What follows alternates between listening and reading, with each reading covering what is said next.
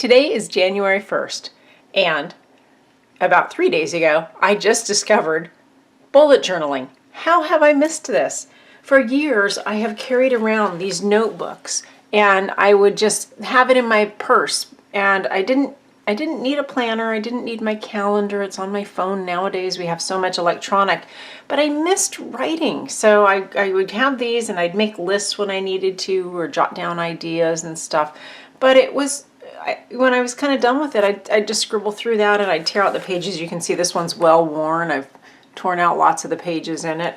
So what I didn't know is that you can make these beautiful bullet journals, and I haven't done these before. So what I decided is I'm going to go low budget, and Michael's had these, and I'm sorry I tore this because I was started to dig into it, but I thought I'll wait and show it to you.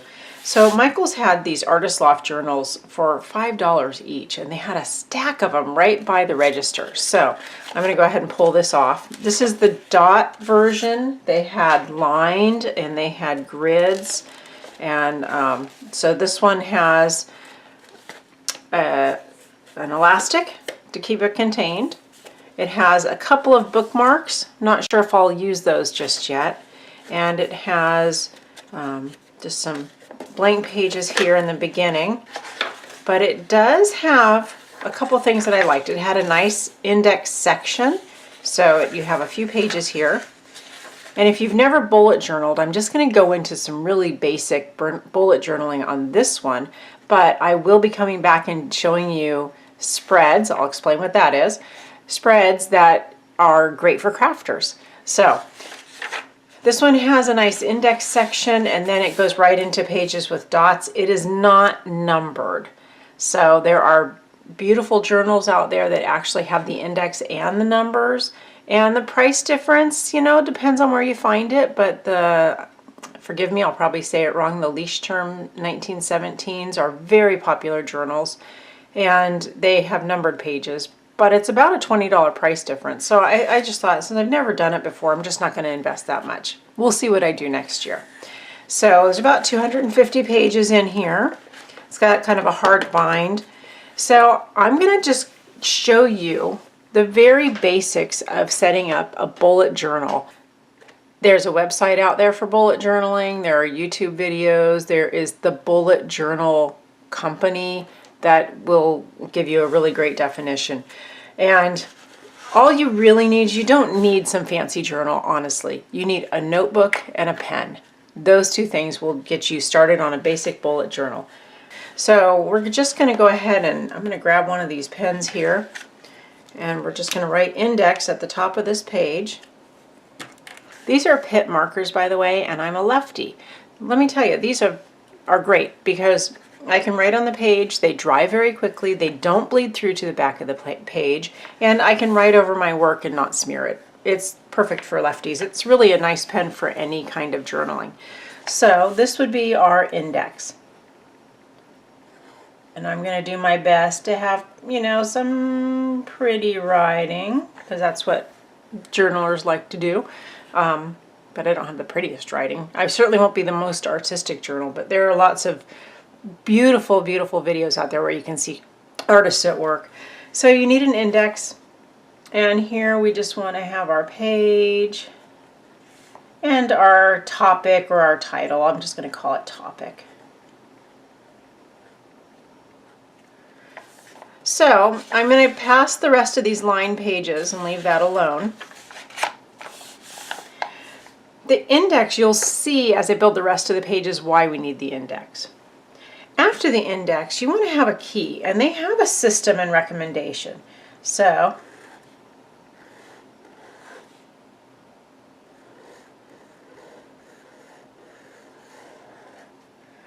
I've got a key here, and what they recommend for the key, this is the bullet system, and I don't know if I've got it perfect, so forgive me if I'm wrong, but their idea is to have a dot as a symbol for a task, to have a dot with a line through it when something is in progress,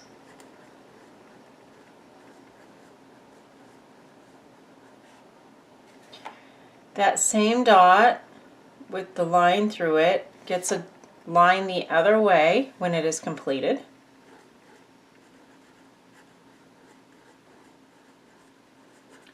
And if you've decided to cancel a task,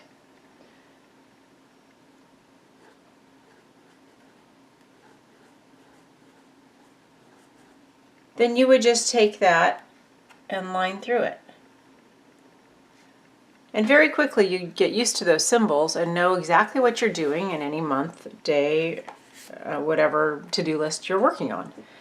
Now they also recommend that you have an open circle for an event. And I liked the idea I saw from one journaler about using a triangle for an appointment, an open triangle.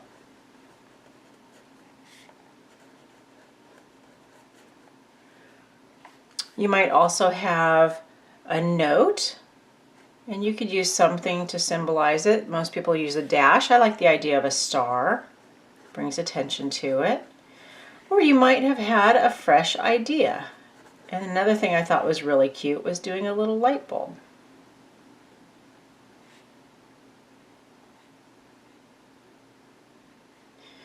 So that's just another way to note something in there. Now the last two that I'm going to note here are if you have taken something that you've had in your to-do list and then scheduled it, their recommendation is to indicate that it's been scheduled with a caret symbol, so saying it went into the book somewhere. And then if you had to move something out of the day that it's on, that's migrating.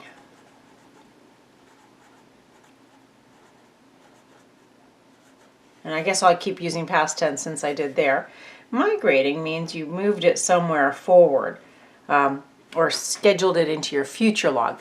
Again, we'll get to that in just a second, and then you'll see what that means. So you can get artsy, you can draw boxes around these, you can put flowers and stuff. Right now I'm not going to get real fancy. You can also set it up and then come back and do that. Now the next thing that they recommend, by the way, this is page 1. Let's get that going right away. Make sure you number those pages. Then you take that and bring it back to your index. So I'm going to go right here on page 1. I have my key. Okay, let's move forward. Page 2 and 3. Now, whenever you have 2 pages, they call that a spread. That's bullet journal talk. So this is page 2 and page 3. And to create this spread, I'm going to create what they call a future log. And I'm going to cover it over both pages. In fact, I'm going to use 4 pages. So I'm just going to put the title here at the top.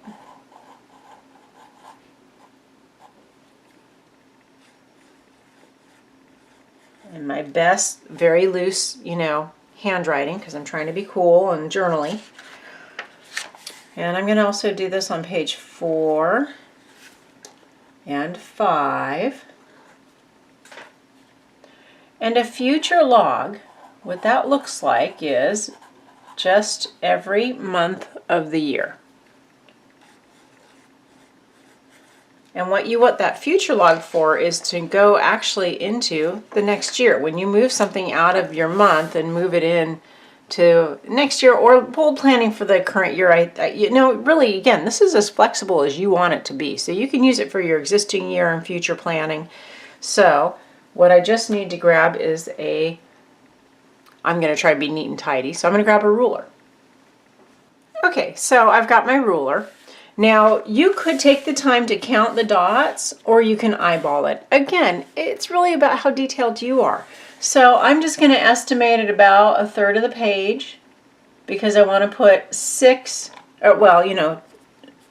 3 per page for 3 months. So I'm just going to draw a line. There's lots of pretty ways to set this stuff up.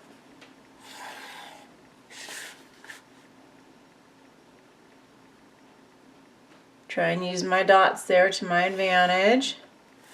And these beautiful little Pitt pens, I really love them. Okay, so that's the first of the year, and you can decide, are you going to go January, February, or January, March? I like going down, so I'm just going to write that this is the month of January, February,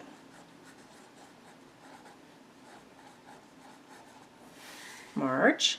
Now, if you were to make a mistake as you're writing with your pen and not doing it in pencil, and oh my goodness, what are you going to do? There's a mistake. Get some white out. Fix it. It's just a journal. It's just for you. And it doesn't have to be perfect. It took me a little bit to start digging in here because I didn't want to mess up these pretty white pages. But then I realized, you know, this is just for me and it can be whatever.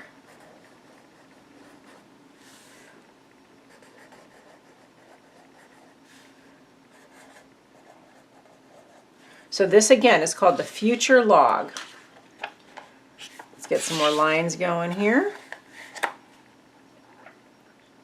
And now you can see when I turn the page that there's no ghosting by these pens, these pit markers. So again, that's something that's really nice. I think, I haven't tried the Sharpies, but I think that they would just bleed right through. And you wouldn't want that. I have a collection of pens in front of me that I've been playing with. These pilots, these colored pens work great. And they don't bleed through. If you're not sure, you can take a page in the back of your journal and just create what I would call a pen test page. And you can go on here and test the pens and see if they cover over, which that did a little bit, and see if they bleed through. And just use a page in the back for it. And you can label it. We'll just label this. This is the pen test page. And you can just come in here with any pens that you have and go, well, let's see how a gel pen works. And forgive me, I am skipping around a little bit, aren't I? But, ooh, I like that gel pen. Does it smear? And you can go like this and see, yeah, it kind of smears. That means I'm going to have to let that dry for a minute before I close it up. Does it bleed through the back? Wow, no, it doesn't. So, hey, that's going to be fun because I could put some shiny gold gel pen in there. So you get to play with that and figure it out. But let's get back to that future log and finish what we were doing here. So this would be July, August, September, October, November, and December. Now, I know for a fact that this December in 2018, it's our turn to host. So that's something I could put in here as a task with a little bullet. And then I can set it up and say, hosting Christmas this year. So again, big event, very well, you know, set out. But I can just put that down and have it noted. Okay, so that's a future log. So I'm going to go back to my index and I'm going to plug in that pages 2 through 5 are my future log.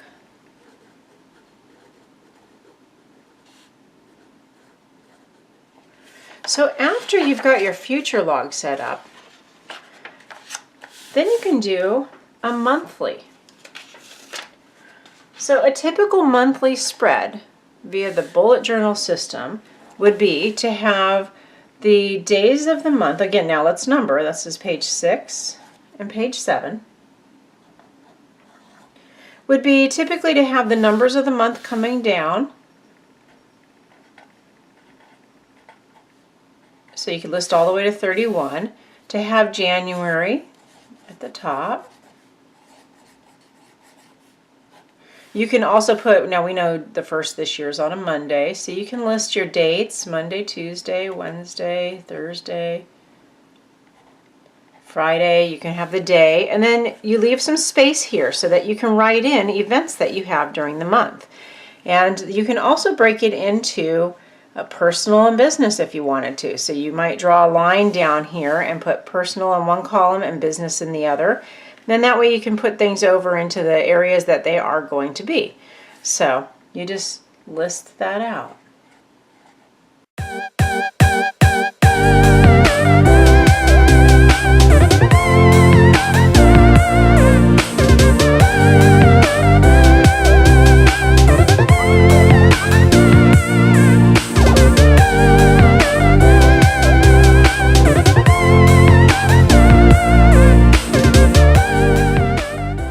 So that's half of your monthly. Now over here, you can have your monthly goals. Maybe you want to set up some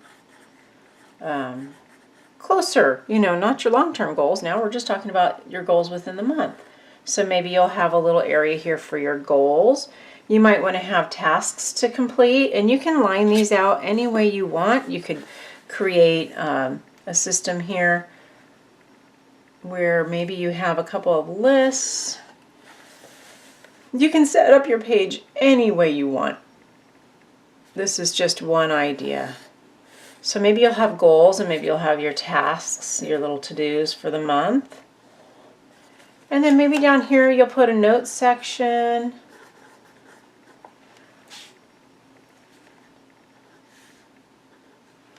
So you can break out your month like this. You can do it, again, lots of choices out there, and it's all yours. And page 6 and 7, you just go back to that index.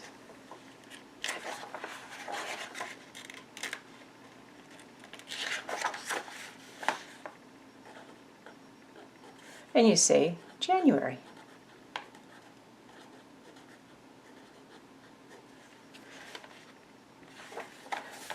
After the monthly, you would do a daily. Now dailies are fun because you can put your dailies for a week on a spread on 2 pages. So this is page 8 and page 9. And you can either set up your whole week, or you can just let it fill out how it goes. So we can just write that we have Monday, and this is fun. You can buy these little stencils for journals, and maybe I'll just put a little day marker here.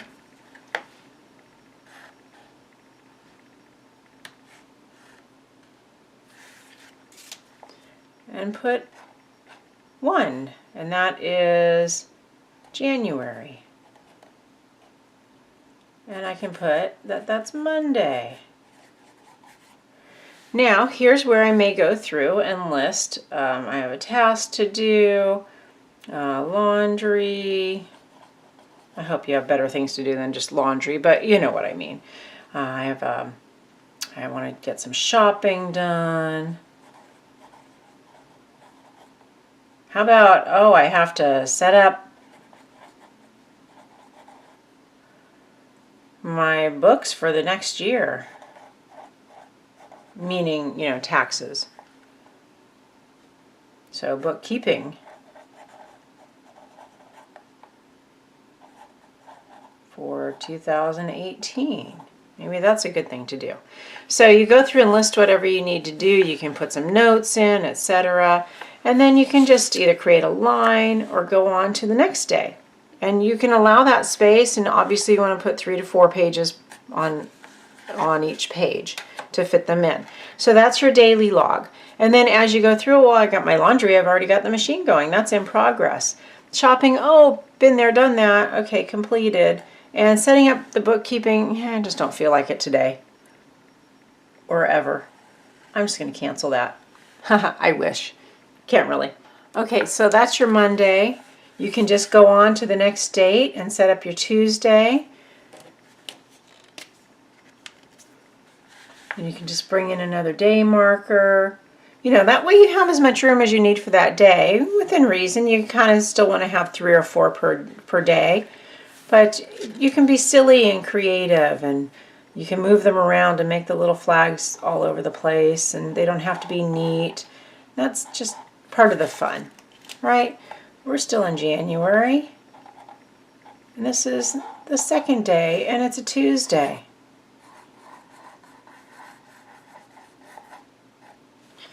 So now maybe you want to put a little sticker right here and then do your Tuesday stuff, and maybe you want to have a little doodle right there. Again, you can get really creative. I'm not going to do any collections right now, but just to give you some ideas. First of all, there's a million videos out there with different collection ideas, but maybe you just want to list the books you want to read. And you have a page where you list that. Well, you go in to your index and you go, on page, that would be page 10 once I number it. On page 10, I'm going to have the books I want to read list. And you can come back and look at your index and go, where's that book list? Oh yeah, page 10. And you can go right to it. So that's a way to have different collections. You can have a full spread where you have just a brainstorming section for a project you're working on. You can have anything you want. And then when you're ready, you just go to the next blank page when you're ready to set up February. Well, you might end up with a few collections here. And then you set up February, and then you set up, or the next week you might have collection, collection, collection, and then you have another weekly spread, or daily spread that shows you the days of that week. So that's where the flexibility comes in, because whatever's next up in your mind and what you're working on goes just on the next page, and then you go back and index it so you can find it, and then you move on and you go on to the next section of your bullet journal. So these can get very artistic. I grabbed some fun pens. I've tried a lot of them. They are working just fine. These were really cute. They're called Smelly Jellies, and they're kind of a waxy highlighter pen.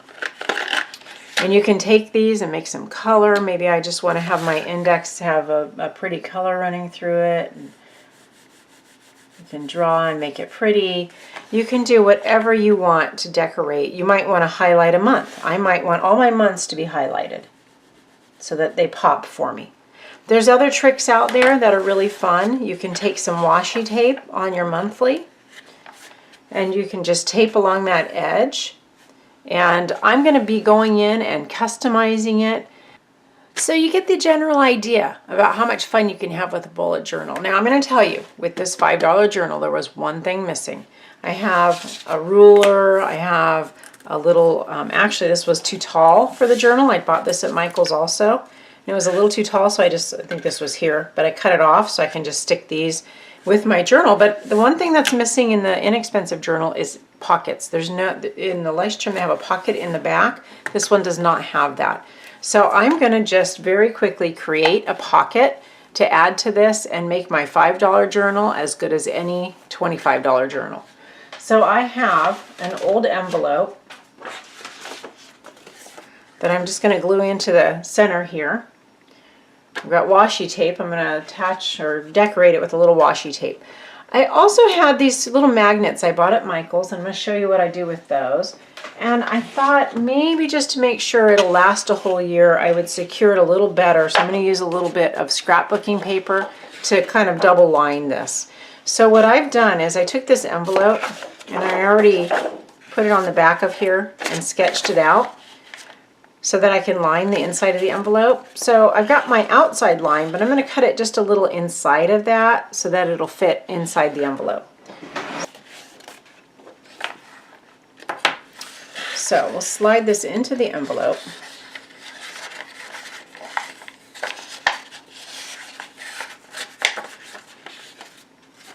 And it'll get secured because I'm going to outline it with some washi on the edge of the envelope. So that's going to secure this and it won't go anywhere.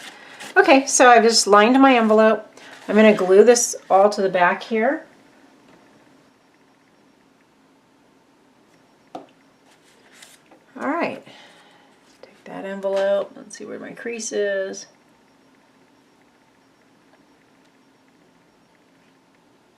Now, I didn't pre-fold that paper, so I'll have to kind of get a good fold in it.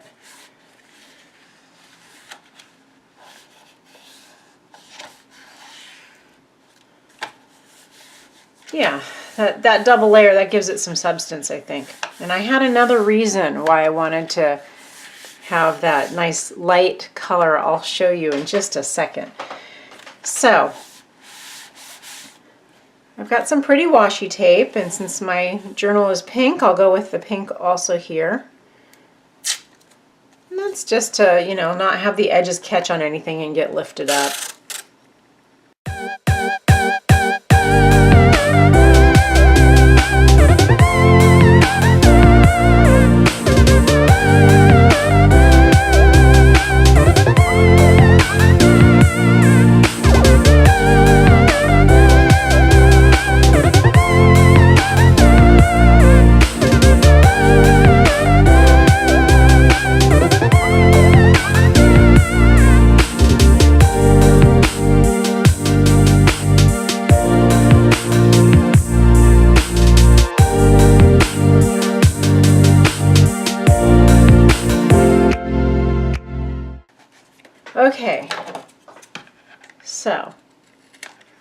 things I also grabbed at Michael's was a little set of these little magnets. It's a page marker.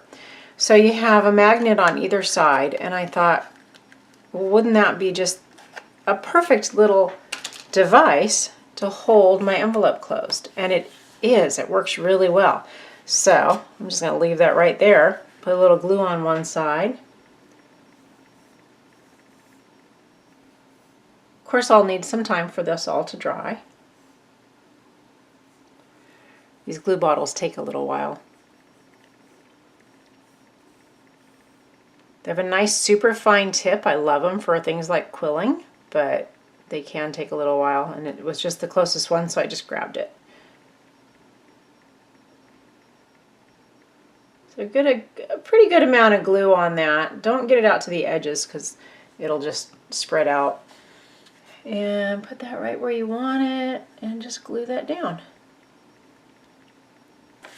This envelope serves two purposes. One, it can hold everything, but while you're working on your journal and you have that key that I mentioned briefly in the beginning, if you needed to, you could put your key on the back of this fold-out page so you can remember what your task symbols are, your in progress, completed, and that you can be way down here working on some month and just have your key right in front of you.